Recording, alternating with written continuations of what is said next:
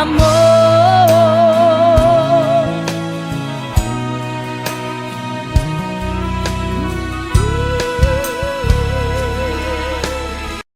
Até mesmo os estudiosos seculares reconhecem que as práticas das religiões cananeias, né, do povo de Jericó, estavam entre as mais perversas da história. A deusa Aserá, ela era famosa por seu gosto pelo homicídio e pela guerra. Estava tudo dentro de Jericó. Por vezes, quando o povo desejava obter algo de seus deuses, realizava uma representação desse ato. Os cananeus viviam numa sociedade agrícola e, para garantir que o deus Baal, o deus da fertilidade, proveria a chuva, considerada o sêmen desse deus, praticavam toda sorte de perversão sexual imaginável, tanto com mulheres e homens que se prostituíam no templo, quanto com animais também, a bestialidade. Tá? Faziam tudo aquilo que Deus abominava.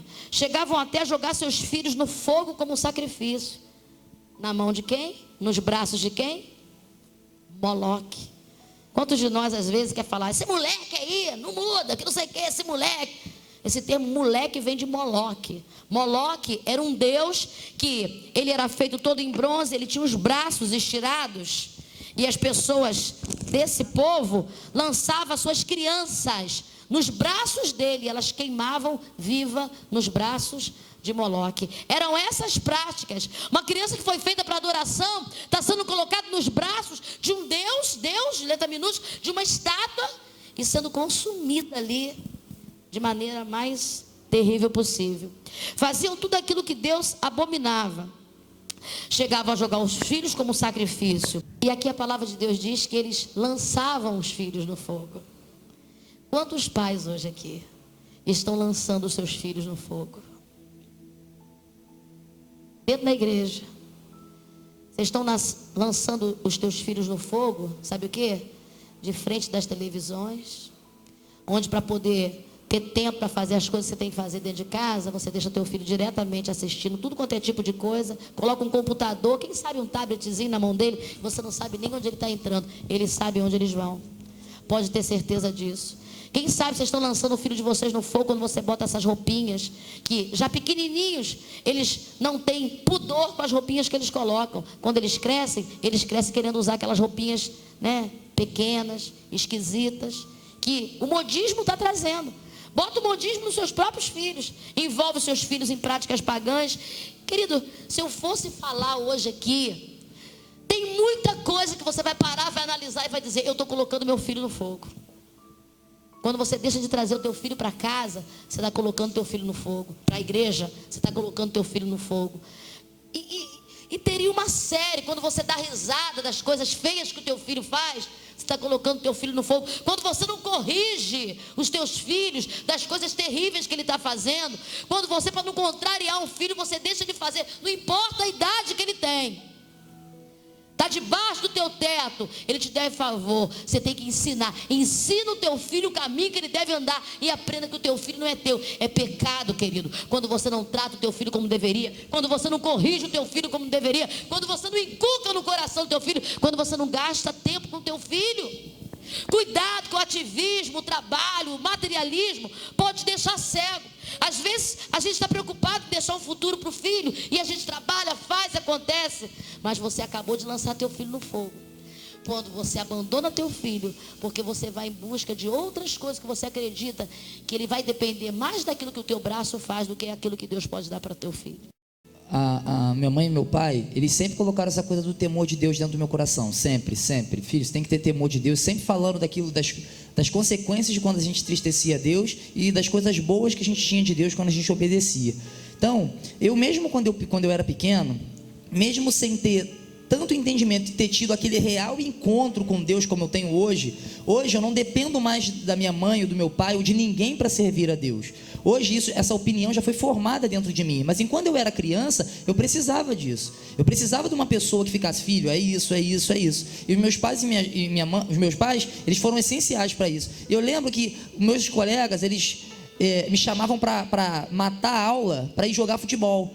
Eu estou citando um exemplo bobo para você entender. Aquilo ali eu já ficava com meu coração muito apertado só de saber que a minha mãe não sabia no que eu estava fazendo e que Deus estava olhando para mim naquele momento, e se eu fosse sem avisar minha mãe que eu estava indo para aquele lugar, eu já sabia que alguma coisa de Deus ia acontecer com a minha vida. Porque tinha sido implantado no teu coração. Dentro de mim o temor. Aquilo ali era inculcado na mente dele. O que era temor, como você tem que agir, Deus está te olhando, Deus está te vendo. Os atributos, eu colocava, os olhos de Deus estão em todo lugar. E para repetir isso para ele sempre. E o que não deixava eu fazer as coisas erradas na minha vida era exatamente o temor de Deus que tinha sido implantado em mim. A única coisa que me impedia de ir na onda dos meus amigos era o temor de Deus que tinha sido implantado na minha vida desde criança. A única coisa que não vai deixar o seu filho fazer o que o mundo, o sistema impõe para ele, os amiguinhos impõem para ele, é o temor de Deus que você vai implantar no coração dele desde criança. Se ele virar para você e falar assim, de novo, tá falando isso, de novo. A Bíblia fala, encuca. Encucar é você ficar igual uma goteira, falando a mesma coisa. Fala, porque vai ter uma hora que quando chegar lá ele vai lembrar de tanto que você falou. Encuca. Quando o filho falar, de novo, você já falou isso, vou falar de novo. E quantas vezes forem necessárias. E fala, e fala, e fala. O filho não é teu. A criança, ela cresce mediante ao meio que ela vive. Como que você sabe o que a criança vai se tornar futuramente? É mediante ao meio que ela vive. Se você criar uma criança numa floresta por um macaco, ela vai ter os hábitos de um macaco. Se você, dependendo de onde você cria a criança, ela vai se tornar aquilo mediante ao meio que ela viveu. Então, eu creio que um dos mandamentos do Senhor é, por ser, honra teu pai e tua mãe, para que seus dias se prolonguem nessa terra, está falando justamente daqueles pais que temem ao Senhor. O poder da influência do pai mediante uma criança é tão grande, ao ponto de Deus colocar isso no mandamento.